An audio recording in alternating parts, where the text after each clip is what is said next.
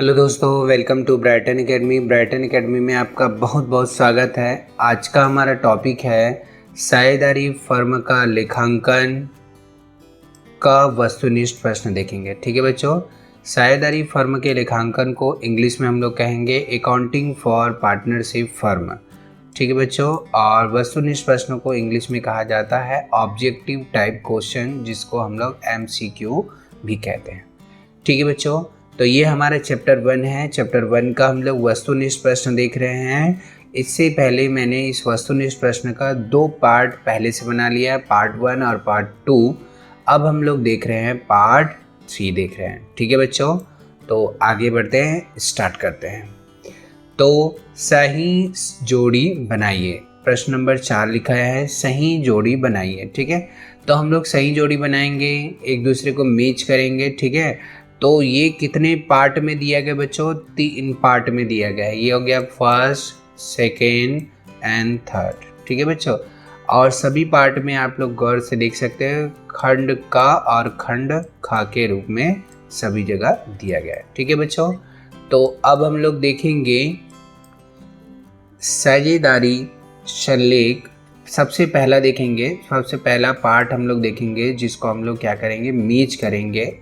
ध्यान से देखिए बच्चों, इसका आंसर मैंने बगल में लिख दिया है। ठीक है, क्यों लिखा है बच्चों? ताकि आप लोग इसका स्क्रीनशॉट लो तो आपको आंसर बगल में आ जाए। ठीक है, क्लियर हो जाए आप लोग को। ठीक है, तो देखते हैं सबसे पहले फर्स्ट नंबर में देखेंगे साझेदारी संलेख। फर्स्ट नंबर क्या लिखा है? साझेदारी संलेख। साझेदारी संलेख क्या होता है बच्चों? ऐच्छिक होता है। ठीक है, ऐच्छिक होता है, मतलब साझेदारी संलेख आप बनाना चाहो तो बना सकते हो, वरना नहीं भी बनाओगे तो भी चलेगा। ठीक है, दूसरा नंबर लिखा है साझेदारी अधिनियम अधिकतम संख्या बैंकिंग व्यवसाय में। साझेदारी में साझेदारों की अधिकतम संख्या कितनी होती है, और वो भी कौन से में बच्चों? बैंकिंग में। ठीक है, तो बैंकिंग में अधिकतम कितनी होती है? 10 होती है। ठीक है, और न्यूनतम कितनी होती है? 2 होती है। ठीक है, तो हमें अधिकतम पूछा गया था तो हमने यहाँ पर 10 कर लिया।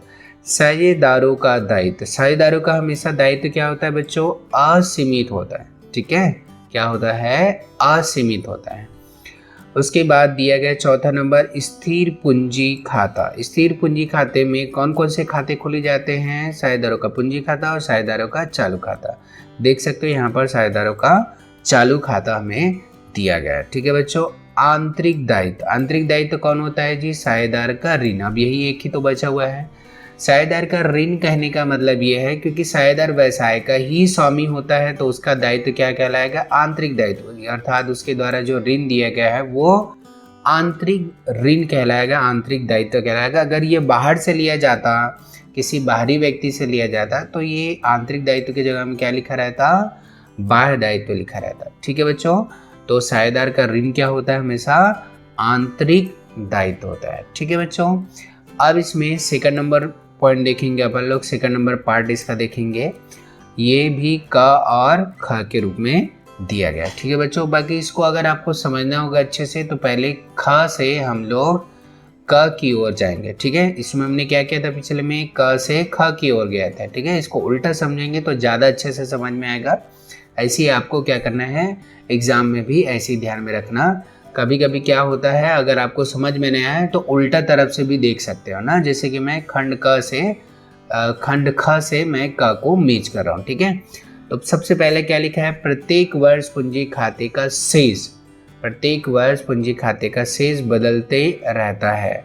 किस में बदलते रहता है जी? परिवर्तनशील पूंजी पद्धति में। परिवर्तनशील पूंजी पद्धति में क्या होता है? पूंजी हमेशा बदलती रहती है। ठीक है बच्चों, अभी 40,000 लगाएं तो बीच में हम लोग क्या कर सकते हैं, उसमें 10,000 और लगाकर उसमें परिवर्तन किया जा सकता है। या इस साल हमने 40,000 लगाया, अगले साल हम लोग क्या करेंगे?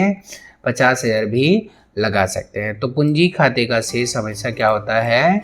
बदलते रहता है। ठीक है बच्चों, शेष मतलब जो हम लोग लास्ट में जो पूंजी पर ब्याज लाभ अब जोड़ने के बाद से जो आंसर रहता है वो परिवर्तनशील पूंजी पद्धति में क्या होता है? बदलते रहता है। समझ में आ रही बात बच्चों? अब नेक्स्ट देखेंगे हम लोग लाभ हानि का वितरण। आप लोग जानते होंगे लाभ हानि का वितरण हम लोग कैसे करते हैं बच्चों? लाभ हानि का वितरण हम लोग साझेदारों के लाभ हानि पर प्रभाव डालने वाले मदों का संयोजन।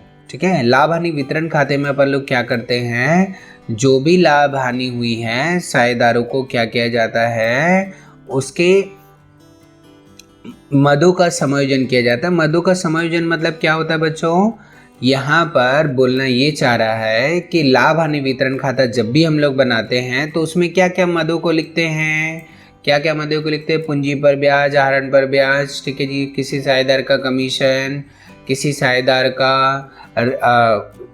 ऋण पर ब्याज, ठीक है, ये सबको लिखते हैं। तो इससे क्या होता है, लाभ हानि पर इसका क्या होता है, प्रभाव पड़ता है। किसके लाभ हानि पर, साझेदारों के लाभ हानि पर प्रभाव पड़ता है। तो यहाँ पर बोलना क्या चाह रहा है, लाभ हानि वितरण खाता यहाँ पर दिया गया है, तो इसका मीज क्या होगा बच्चों, कि जो भी साझेदारों को लाभ या हानि होता है उसका प्रभाव किसके ऊपर, किस खाते को बनाकर पड़ता है जी, लाभ हानि वितरण खाते को बनाकर पड़ता है। ठीक है बच्चों, अब हम लोग देखेंगे साझेदार, तीसरा नंबर पॉइंट है साझेदार द्वारा फर्म को दिया गया ऋण। जो भी साझेदार द्वारा फर्म को ऋण दिया जाता है, मतलब हमारा साझेदार अपने ही फर्म को अगर ऋण दिया जाता है तो देखो पहला नंबर देखेंगे, साझेदारी संलेख के अभाव में इसे 6% का वार्षिक ब्याज दिया जाता है। तो हम लोग क्या करते हैं, साझेदार को, अगर साझेदार कोई फर्म को ऋण देता है तो उसके ऊपर हम लोग उसको 6% का ब्याज देंगे, अगर साझेदारी संलेख के अभाव में, अगर साझेदारी संलेख हमने बनाया नहीं है। ठीक है बच्चों, अब देखते हैं नेक्स्ट, साझेदारी संलेख के अभाव में। साझेदारी संलेख के अभाव में क्या होता है बच्चों, लाभ हानि कैसे बांटते हैं, समान अनुपात में बांटा जाता है। अब 5वां नंबर ये बच गया, अब जो छूट गया है वही हमारा आंसर होगा। स्थायी पूंजी पद्धति, प्रत्येक साझेदारों के लिए क्या खोला जाता है, स्थायी पूंजी पद्धति में चालू खाता खोला जाता है। ठीक है बच्चों, उसके बाद हमें आगे दिया गया है, नेक्स्ट दिया गया है पार्ट 3। पार्ट 3 में हम लोग सीधे से जाएंगे, साझेदार बन सकते हैं। साझेदार केवल कौन बनते हैं बच्चों, केवल व्यक्ति ही बनता है। आप लोग को मैंने पिछले में बताया था, ना तो कोई संघ बनता है, ना तो समुदाय, और ना ही कोई संस्था बनती है। ठीक है बच्चों, प्रत्येक साझेदार में अनुबंध करने की क्षमता का होना अनिवार्य है। अगर कोई साझेदार अनुबंध या समझौता नहीं कर सकता है, ठीक है जी, करार नहीं कर सकता है, कॉन्ट्रैक्ट नहीं कर सकता है, तो उस कंडीशन में उसको साझेदार नहीं बनाया जाएगा। ठीक है बच्चों, तीसरा नंबर पॉइंट, साझेदारों में लाभ को बांटना।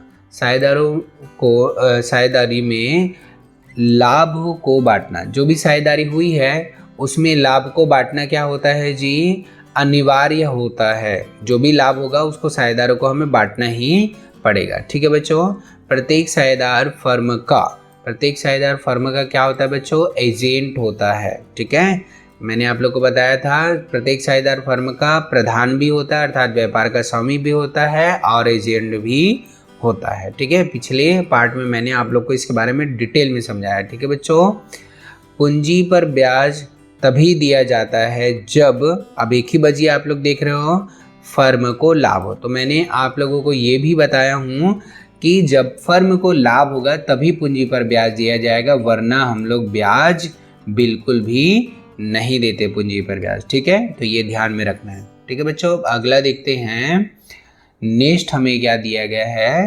5वां नंबर क्वेश्चन है, एक शब्द या वाक्य में उत्तर दीजिए। एक शब्द में जैसे कि आप लोग देख रहे होंगे, ये 2, 20, ऐच्छिक, ये सब एक शब्द में उत्तर है। ठीक है, और एक वाक्य में दीजिए मतलब क्या हो सकता है, जिसमें एक से अधिक शब्द हो सकते हैं। जैसे साझेदारी और संलेख 2 हो गए हैं शब्द, तो इसको वाक्य कहा जाएगा। ठीक है बच्चों, यहाँ पर और देख सकते हो, लाभ होने पर यहाँ पर 3 है, चालू खाते में यहाँ पर कितने हैं, यहाँ पर भी 3 है। तो ये सब क्या कहलाएंगे, वाक्य। तो एक शब्द में और या वाक्य में उत्तर दीजिए। ठीक है बच्चों, तो यहाँ पर भी बगल में मैंने आंसर लिख दिया है ताकि आप लोग स्क्रीनशॉट लें। ठीक है जी, तो इसका आंसर आप लोग को बगल में मिल जाए। ठीक है बच्चों, तो देखते हैं, साझेदारी अनुबंध को लिखित रूप में, फर्स्ट नंबर देख रहे हैं, साझेदारी अनुबंध को लिखित रूप में लिखे जाने पर प्रपत्र किस नाम से जाना जाता है। तो साझेदारी संलेख, जब भी साझेदारी अनुबंध होता है तो हम लोग क्या करते हैं बच्चों, लिखित रूप में एक प्रपत्र तैयार करते हैं, एक लिखित दस्तावेज तैयार करते हैं जिसमें कंपनी के चलाने के नियम लिखे रहते हैं। ठीक है जी, नियम या शर्त लिखे रहते हैं। तो उसे किस नाम से जानते हैं बच्चों, साझेदारी सल्लेख के नाम से जानते हैं। ठीक है बच्चों, साझेदारी में व्यवसाय में साझेदारों की न्यूनतम संख्या कितनी होती है, साझेदारों की 2 होती है, और अधिकतम कितनी होती है बच्चों, मैंने बताया आपको 50 होता है। ठीक है, स्थायी पूंजी पद्धति की दशा में आहरण पर ब्याज किस खाते में लिखा जाता है बच्चों, आप लोग सभी लोग जानते हैं चालू खाते में लिखा जाता है। ठीक है, साधारण साझेदारी में साझेदारों की अधिकतम संख्या, साधारण यहाँ पर लिखा गया दिख रहा है जी, विशेष कंडीशन नहीं है ना, साधारण कंडीशन में हम लोग क्या करते हैं 20 रखते हैं, बाकी विशेष दशा में हम लोग कितना रखते हैं बच्चों, 30 रखा जाता है। ठीक है, इस साधारण को ध्यान में रखना, 30 मतलब 50 रखते हैं, सॉरी। ठीक है, विशेष दशा में कितना रखते हैं 50, और साधारण कंडीशन में कितना रखते हैं 20।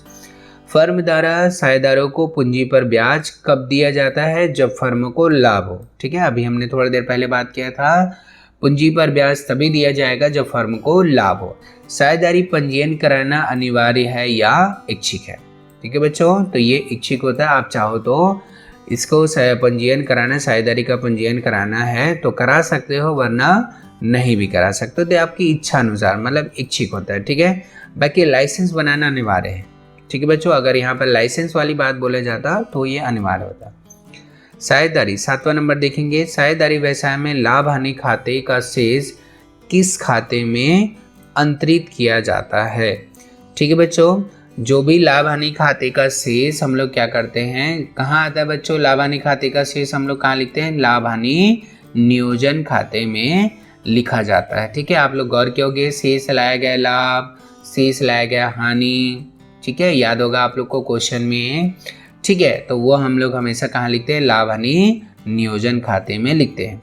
साझेदारी सल्लेख के अभाव में लाभ का विभाजन हमेशा कैसा किया जाता है बच्चों, समान अनुपात में। 9वां नंबर है, वे व्यक्ति जो एक दूसरे के साथ साझेदारी में सम्मिलित हुए हैं सामूहिक रूप से क्या कहलाते हैं बच्चों, साझेदारी कहलाते हैं। ठीक है बच्चों, व्यक्तियों के समूह को, उसके सामूहिक रूप को हम लोग क्या कहते हैं, साझेदारी कहा जाता है। ठीक है बच्चों, अब हम लोग देखते हैं 10वां नंबर पॉइंट, लाभ हानि समायोजन खाता साझेदारी फर्म द्वारा कब खोला जाता है, वर्ष के अंत में लाभ का विभाजन हेतु।